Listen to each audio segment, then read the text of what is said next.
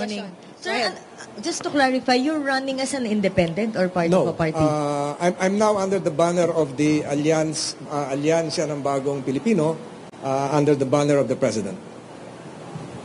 So sir, if just for clarification, kasi walang na-file na coalition documents sa COMELEC. So bali, paano po yun? You filed your COC with a CONA coming from what party, sir? Partido Federal. Partido Federal. Correct. Okay. So how do we expect your would-be role after the 2025 when you win your second term? Most probably we'll try to harness the gains of the current administration relative to economic recovery and some focus on foreign relations and defense matters as well.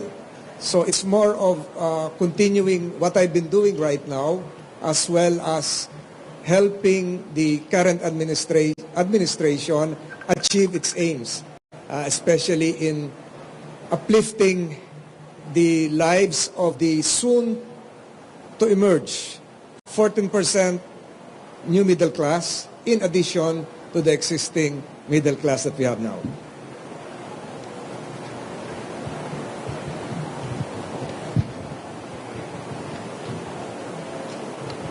Hi, Sen. Mara Cepeda from the Straits Times. Sir, how would you respond to criticism saying that the Alianza senatorial slate is a dynastic senatorial slate and would enhance or the so-called influence of President Marcos in the Senate? Your response to that, sir, given your vast experience as a lawmaker. Thank you. I think the idea of a dynasty, or what's your term, dynasticism? An analyst called it a dynastic slate. A dynastic slate is perhaps anathema to what our democratic process is. Binoboto naman yan ng tao eh. Whether it came from a political family or came from a political aggregation centered on a family, again, the Filipino people would decide. So that's the essence of democracy after all. So I don't see anything bad about said notion. Next question, please. Wala na. Meron pa? Wala na. Walay na. Walay na. Okay. Walay na. Walay na, sir. Again, Wala na daw po. Ay, sir, sorry. Pabot. Sir, follow up lang on that question, sir. Sir, sa Constitution po kasi merong supposedly dapat may political dynasty law. So are you saying, sir, na it's not against the law if merong mga political dynasties that dominate certain positions?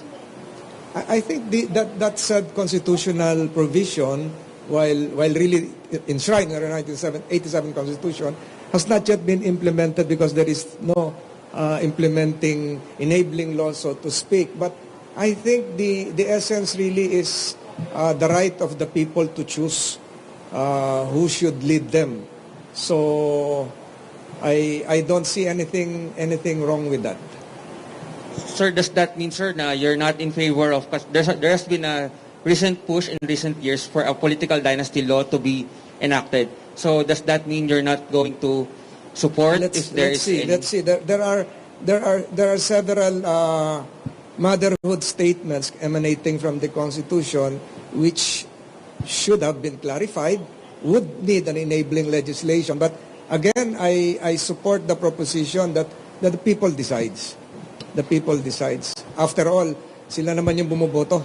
Di ba? Okay.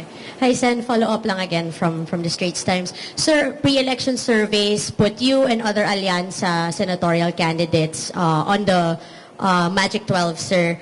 How can we ensure that the independence of the Senate if a majority of the members who will win are going to be endorsed by the President?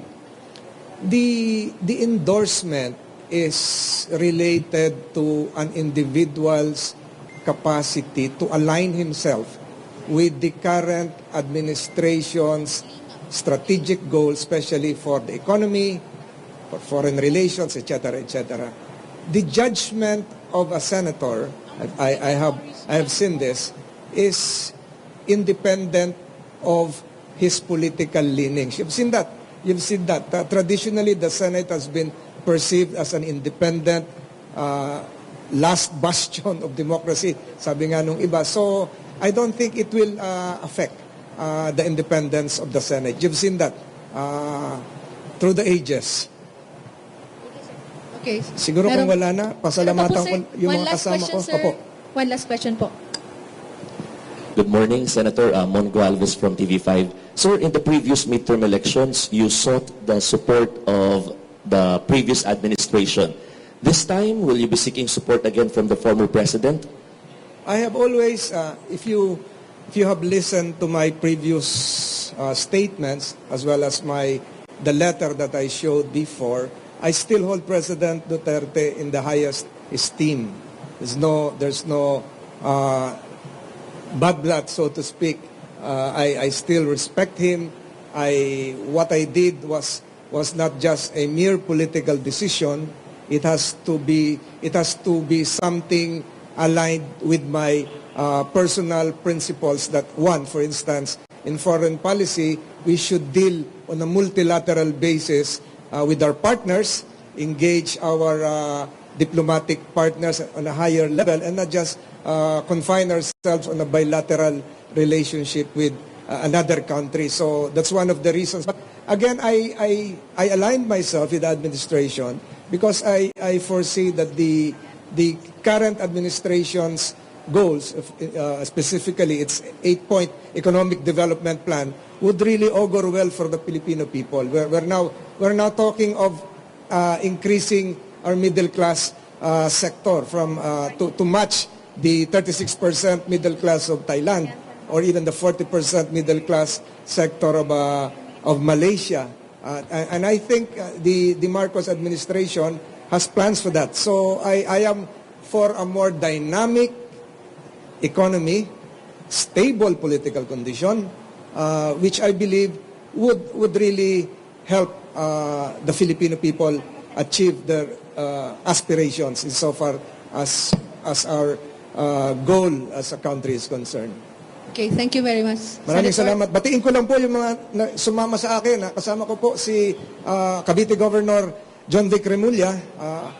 Kasama ko po siya. Kasama ko po si Caloocan City Mayor Oscar Malapitan, both re-electionist. My brother, likewise, also a re-electionist. My son and other officials from the great province of Cavite waiting outside. So thank you for your questions, and may God bless the Philippines.